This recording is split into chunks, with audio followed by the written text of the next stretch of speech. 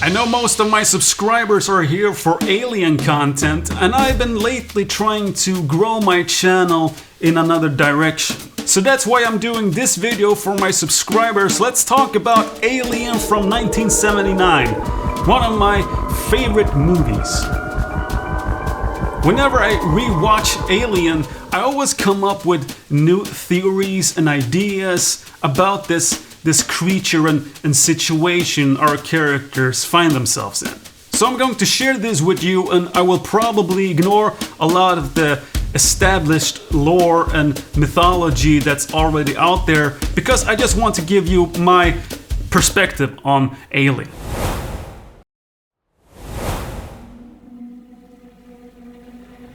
The first thing we see in Alien from 1979 is the vastness of space.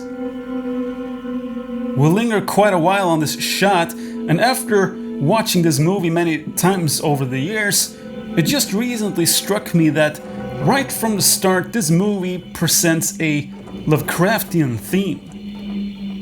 With this shot of a dark and desolate void, it wants to provoke a fear of the unknown in the viewer. What exactly is out there waiting in the dark? The fear of the unknown is a powerful force, and the movie begs the bigger and more philosophical question: should we really be exploring the dark corners of the universe?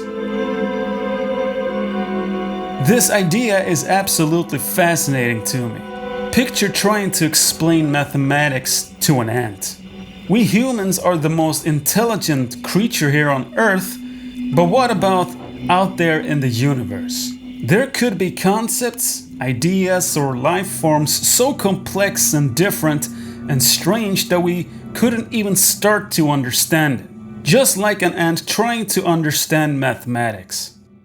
And in reality, today we might even see that we could be at the limit to our intelligence. We can't, for example, comprehend how quantum physics work. Not really. There's a saying that if you think you understand quantum physics, then you clearly don't understand it. Because the truth is, it is so unintuitive to us humans. And hopefully it comes down to us not having the full picture of everything, and more science will eventually provide it in the future. Or a more unfortunate scenario is that we don't really have the minds to wrap our head around this vastly complex reality. Okay, let's rein it back a little bit. We were supposed to be talking about Alien, so let's get back to the topic.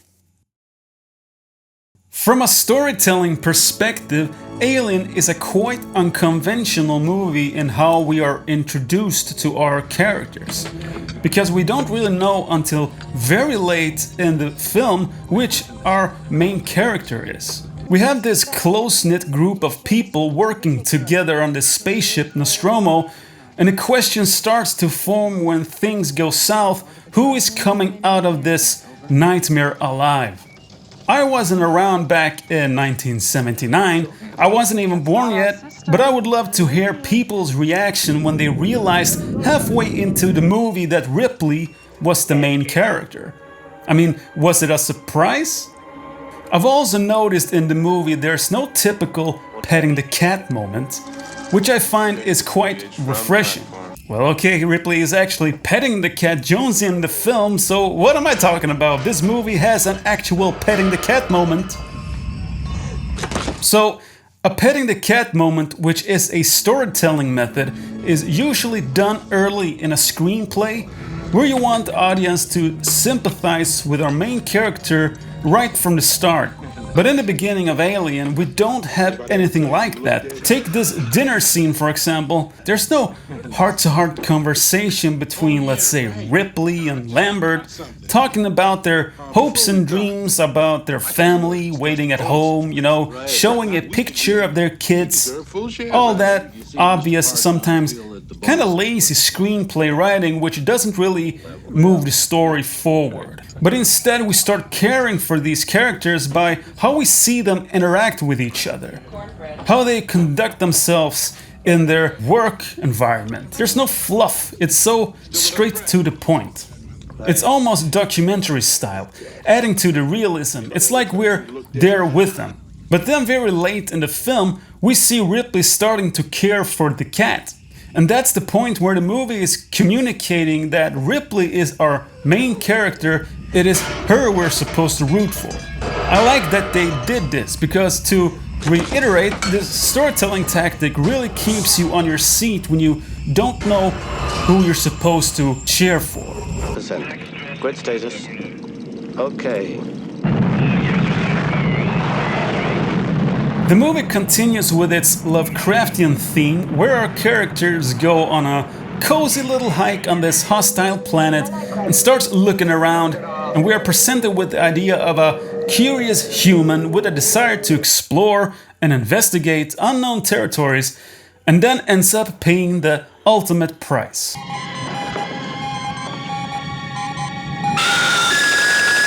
I will do a little sidetrack here and exclusively talk about the alien creature itself. When it comes to the Xenomorph and its established lore, I haven't read all of it, and I will occasionally ignore what's already been established in the canon, just because it's fun to come up with own ideas.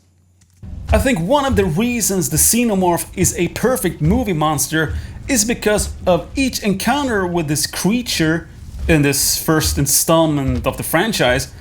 It always reveals it in a new shape or form.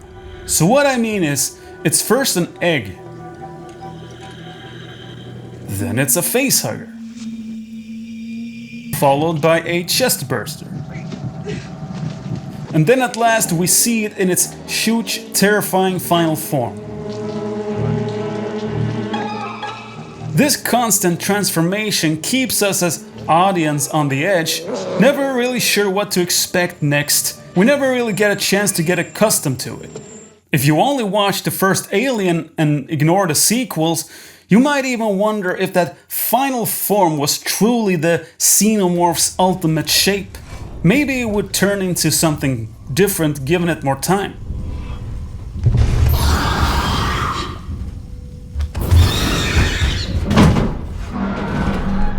When we consider the Xenomorph's final form, it's remarkably humanoid.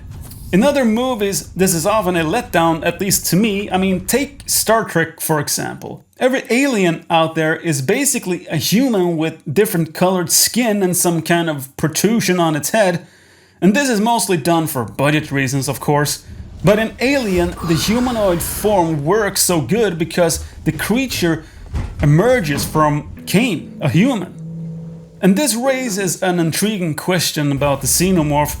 Does this life form incorporate DNA from its host, selecting features to maximize its survival in its environment? For example, we can see the airy human skull behind its dome, we can see the jaws, the arms and legs, all parts of a human fused into this monstrous thing. I believe the concept of an ever-changing and evolving Xenomorph is a little bit of a missed opportunity in the franchise.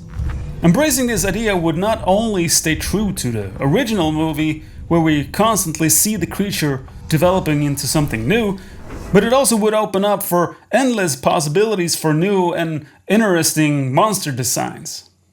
I remember, for example, when I was a kid, there was a whole assortment of alien action figures mixed with all kinds of animals. Check this out. We have a Taurus Xeno, Scorpio Xeno, and here is something I managed to save from my own childhood, a Snake Xeno. The Xenomorph's body is covered in what looks like hoses and cables, and I'm probably not alone wondering why it looks like that. Their shell or flesh looks mechanical. Could it be that while molting into its final shape, it picks up debris around the spaceship that it incorporates into its flesh to try to make itself disappear in its environment like a camouflage? Or maybe, here's another theory of mine, maybe the Xenomorph is a life form that evolved over millions of years like a vermin specifically targeting other species' spaceship. developing these features to its skin to blend in perfectly within the ship's interior. Just remember the final scene where it hides seamlessly within the spaceship structure, perfectly camouflaging itself. Or maybe the Xenomorph can scan its surroundings as a chest burster and influence its own final appearance while it grows into its adult form.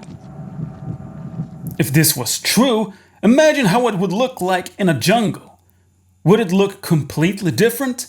Instead of hoses and cables and wiring, the texture of its skin would be like leaves, tree branches, rocks. This is what Midjourney came up with when I asked it to make a crossover between an Ent from Lord of the Rings and a Xenomorph.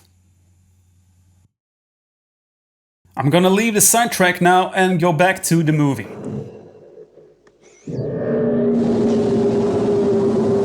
Almost the entire movie is a slow and an atmospheric experience with long takes and relaxed cuts. But it doesn't become boring because every scene in this movie is moving the story forward. But then at the end, the pace picks up to really reflect the panic and urgency of the situation Ripley finds herself in.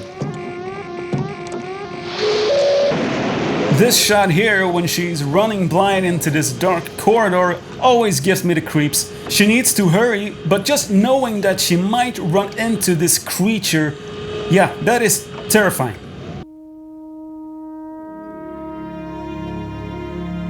When the credits roll, I always feel like I just snap out of a nightmare with a sense of relief. But sometimes I really miss some sort of a emotional satisfaction, and that is where I think the sequel, Aliens, excel. Because in Aliens we get this connection between Ripley and Newt, and also Hicks. So James Cameron took the best parts of Alien and added this emotional depth to a movie that was basically just a haunted house in space. But Alien doesn't try to be anything else, and that's why I like it. It's so straight to the point and a slow burn that really gives you the creeps. On an ending note, I want to bring up another recent favorite horror movie of mine that has the same Lovecraftian theme like Alien, which is Annihilation from 2018. In this movie we follow a group of scientists who enter a mysterious and expanding area called the Shimmer, which is altering everything it touches. Led by biologist Lena, the team seeks to uncover the secrets behind this phenomena, confronting strange creatures and surreal landscapes. It is very similar to Alien, where we see something strange coming from outer space that is always evolving, never really giving us a chance to understand it. It's destroying everything. Okay guys, I hope you liked this little video essay about Alien, and if you got your own theories or thoughts, let me know in the comment section. That is all I have for now. I'll see you in the next one. Bye!